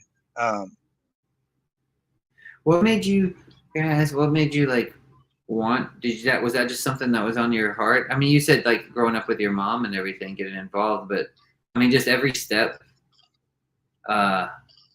I don't know. Well, Just like how do you even get involved? How do you think to do that? Like, hey, I'm going to go to the mayor. I'm going to go here. You just do it. You just kind of did it, or yeah, all right. So I mean, the thing is our most gracious Father in heaven, Hashem, has provided doors for me, but he didn't open them. I've had to charge through them. I mean, I like I said, I just charge through the front door, right? If I mean, I just think through problems, right? It's like, okay, I can't get help here, or the internet's not doing this, so I'm gonna go ask somebody, right? I don't know how to do this, so I'm gonna go ask, or I'm gonna go buy a book. That reminds me of that reminds me of Ezekiel, where he says like, what's that part? And he says God tells him to dig through the wall, and so he starts digging through the wall. Then he says he dug through there. Then there's a door before him, and so then he gets to go through the door. It's like God, Yes. God puts a door before. He's like, dig through the wall first, then you'll get a door. Well, I'm not willing to take no for an answer. Now, granted, I might be going the wrong direction. The 100 no's I get might be like, oh, you were asking the wrong question. Okay, but Thomas Edison, it only takes one way to make a light bulb and 1,000 failures. It's the same. It's the same thing. I failed and failed and failed and failed, but I was unwilling to stay a failure. I needed some success. So we just keep thinking through the ways of how to find success. And like I said, you can't even see that the success is unquantifiable in my, I mean, I've had some foster kids, come back and talk to me, and I've seen some really good things, and I've seen some really bad things, and I've also had instances where childhood trauma was brought back in a full force with a couple years of nightmares because of things that I locked away that were brought up from having to deal with circumstances within our home with foster children. So but at the same token, as long as whatever comes my way doesn't hurt the people I'm trying to help, what does it matter if I had a hard day and if somebody told me no 1,000 times? Mm-hmm. Yeah, that's good. Eventually no turns into yes. You just have to change your question sometimes, or your direction, or who you're asking. All right. Mm-hmm. And if this doesn't work, something else will work. Right. It's just saying, I can't do this is not the answer. You can't, that's not the way forward. That's not how you help yourself. That's not how you help your family. That's not how you serve God. And that's not how you serve your community. How you serve your community is going, well, I got this no, so let's go find a yes. Mm-hmm. That's good. Just help people. Just keep doing it until you find a yes. Yes, that's what I'm saying. The failures don't matter. We learn from our failures. We Yeah. learn how to move forward. And I mean, thousands of hours and years and money's been lost. True. At the end of the day, it doesn't matter, man. I'm still going in the dirt. Yeah. I mean, the difference might be that I might go in the dirt in my backyard versus having a funeral and a nice casket. But, Yeah. at the same token, we need to make sure, and something that I've been trying to work through now that we've actually adopted children, a child, is, I need to make sure that I don't spend so much of my resources that I leave him destitute. So that's something that I'm thinking about at this point. Yeah. But for the longest time, when it was just me and my wife, and we can rebuild, and and it doesn't, and the what we lose is not anywhere near as much as what we gain. I mean, I Yeah. the good Lord just showers blessings on me all the time. I mean, there's the amount we put back versus the amount I get. I feel guilty I feel guilty most of the time because I get back way more than I put in. And I put everything in. I don't know how to put a single ounce more because I'm doing 120%. I don't know how to do more. Yeah. I always get back more than I do. And it might not be tomorrow. And I Yeah. don't do it to get more. I don't need more. I have all that I need. I've been blessed with abundance, and I'm not rich in the slightest. But I've been blessed with abundance enough for this hillbilly, and we've been able to spread abundance to other people. I'm not trying to brag or be like, hey, look at me or anything like that. If anything, please look at my failures and say, okay, he felt that way, so I don't have to try that. Yeah. That's one of the things that I learned in a mechanic shop too, is when a mistake happens, a lot of people would get upset because I'd be right over their shoulder trying to figure out what they did and why they did that, asking a bunch of questions. And they felt like I was, you know, uh, making light of their mistake, or, you know, or rubbing it in their face. And but it wasn't that. It was, I know how you did that wrong, and it's okay you did it wrong. Now I know Yeah. not to do it that way. Yeah. And you just saved me hours of trouble. Yeah. Thank you. Like, I should buy you lunch because you just saved me so much time from your mistake. Thank you. Do you want a hamburger or a cheeseburger? I mean, I'm just saying it's failure doesn't matter. Failure in such a way to where you hinder yourself from being able to do for other people. Okay, uh, we need to be careful with that. But as long as it's not hindering your life or putting your life in danger, failure is not a problem. Yeah. So the thing I was going to ask about, the thing too that you said you were trying to get into, is helping rebuild for some orphanages in your area. You were going and work on the buildings, but you're having trouble through red tape. You're having trouble with this, like, religious boundaries, I guess. I gotta go. I'm gonna let you guys talk, and I'll listen to this later. Okay. Thank All you, right, man. Jacob. Thanks for coming in here. Thanks. Yeah, I might have to go in a little bit as well, but I mean, I got a little bit of time. I just got to pick my sister up from the airport later. So. Yeah. Oh, yeah. I'm hitting the wall on time too. But so Okay. it's very complicated. So at this point, you could not call me a Christian. So Okay. although I still work with Indeed. Baptists and so on and so forth, I look at Jesus as a rabbi figure for me, as a good man, good human who did God's work on earth, and maybe a prophet to the Gentiles. So that turns into a real tricky situation when you start talking about working with Trinitarian organizations. So so it's the organization. I got you. But So, they're like worried. They're worried you would go in and instead of doing construction, you'd be like preaching or something, I guess, yeah, well, or just being associated with her. Well, the problem is that, you know, any religious organization wants to put forth um their value system, right? And so it doesn't really help to bring in someone who does not share in your value system. Mm-hmm. So Okay. that's something I'm running into. And so, you know, here of late, it didn't used to be this way in the past, but here of late, a lot of religious organizations, when you get involved with them, they want you to sign a statement of faith. And I refuse to sign statements of faith.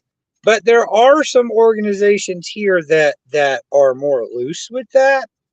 It's just trying to, you know, figure out how to work it out, right? So that's the biggest problem is because the ones that are within an hour drive of me probably ain't gonna work, but some of the ones that are further out will work. I just gotta figure out the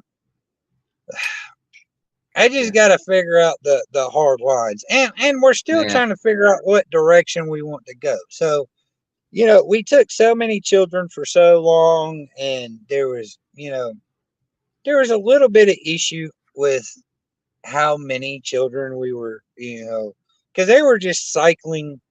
What it turned into, what our foster care turned into was they would send us the most troubled kids because one, we didn't care that they had problems, and two, we would do good with them. The issue is these kids would do really good at my home, but they would screw up at school, and they would screw up in public, and they would screw up in other places when they wasn't with us, and they would get taken from my home and put in a group home because of their mistakes that they would make.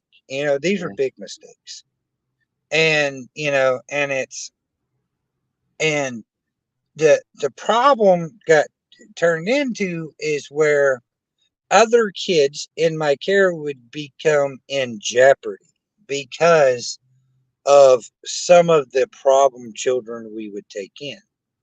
And so there would be times to where my home was much more an institution than it was a loving, caring foster home because of safety, right? You know, does that make sense?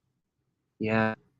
So but I mean, when your home had to become somewhat of an institution, that was like decisions that you and your wife had to make for the safety of them, or was that from like more governmental stipulations? Well, it was a combination of the two. It was multifaceted. It was a combination of the two. So we run into this thing. Hard. Right. Well, so there's a lot of children in the system that have been physically abused in a sexual manner. And with those children are the ones that are most vulnerable to abusing other children. Mm-hmm. And that turns into a big thing. Also, children who suffered physical abuse are more likely to lash out in rage and hit and bite and kick and be vindictive. And when you have, so you have to be real careful with the personalities that you allow it together because they can feed one another and little kids. I had a 7-year-old who, you know, I never let my eyes off of him. So I saw it happen and I was able to stop it. But I had a 7-year-old choke a 3-year-old, and I managed to stop it within a half a second. But these are the kinds of things that we would run into because we took so many. Yeah. And so what we're trying to retool and figure out what our focuses should be. Should it be on teenagers who are getting ready to get out, and they need a couple of years to get a driver's license and finish high school and maybe get off to college? Or should the focus be on smaller kids? Or should we work with the homes that are adopting children out? Should we just adopt children and stop with the foster care? So there's right now we're in a trans tr- we're in a transitioning moment where we're trying to retool, regroup, Hmm. outfit our workshop with the tools that we've gained and learned, and figure out the best way forward. And so one of Yeah. those is talking with uh the children's homes around us and figuring out if we can be of aid there, if that's an option, or what some of the options are. Wow. Is it hard? Like, gosh, I don't know. Is it hard when like you see some of them go? I mean, I would imagine that would just be soul crushing. Like even when they age out or something, and you feel like, is it? My cousin, I have a cousin who does foster care as well, and I've always thought that just would be really tough because, like you said, you mentioned that before. Like you'd come and you'd have one kid with you, and then you go back and they wouldn't be there next time. The familiar Yeah. face would be gone, and that's how it kind of is with my cousin. Like I'll see her one time and she'll have a kid, and the next time I'll have a different child with her, and I would just imagine that hard. Is that? I mean, does that break your heart when they go, or is it usually you get to see them go into a better home or something? I don't really know what all foster care entails necessarily. So. It depends. It Okay. very much depends, because some Yeah. children go home, and that's a great day because their family has stepped up and they've changed their life and they've done for the good. And Okay. Yeah.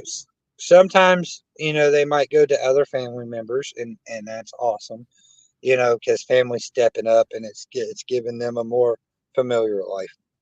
We really want to, our the main goal in foster care is to provide a safe, loving place, an educational place for a short time, till either their family can fix what is broken, or the other family members can step up and provide that safe, loving care. That Yeah. last resort is for children to be adopted or to age out. And Okay. so, but at the same token, I mean, yes. So sometimes it's happy that they're leaving, and other times they're going somewhere for more care because we are unable to provide the care that they need. And Yeah. in and sometimes it's heartbreaking, and sometimes it's a joyous moment. And I tell people that foster care is the best and worst thing I've ever done, the hardest and most rewarding thing I've ever done, and the most gut wrenching thing I've ever Oh done. gosh, I bet. I have a joke that when the DSS number rings on my phone, that I know that my life is about to be flipped upside down, and it's like a tactical nuke from orbit. It's a tactical strike from orbit, because my whole life is about to be changed. And I, me and my wife are very well suited for that. And for the time that we were on the constant of just providing that temporary safe place, it worked well. Now I have a 3-year-old, almost 4, who's been in my care since he was 10 weeks old, but he's adopted. He's mine now. And now I have to start thinking about how the constant influx of kids affects him. Oh yeah, yeah, yeah.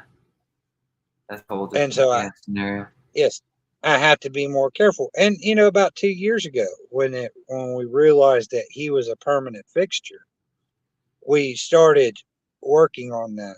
what, what do we do?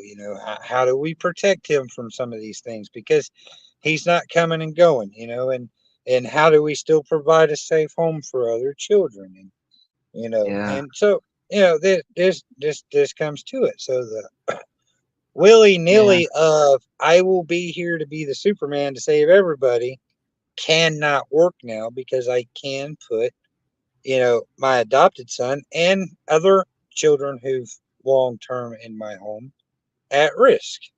So Yeah. now there has to be more thought and more things. And so we're working out. It might take 2 more years to figure it out. I'm not going to stop taking children.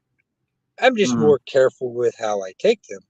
But, we're just going to keep working out to see what will be the best fit. Me personally, I would love to adopt 3 more kids and just start being an aid worker for somebody, at the group homes or at the the children's homes where I just take and apply my trade, because I can.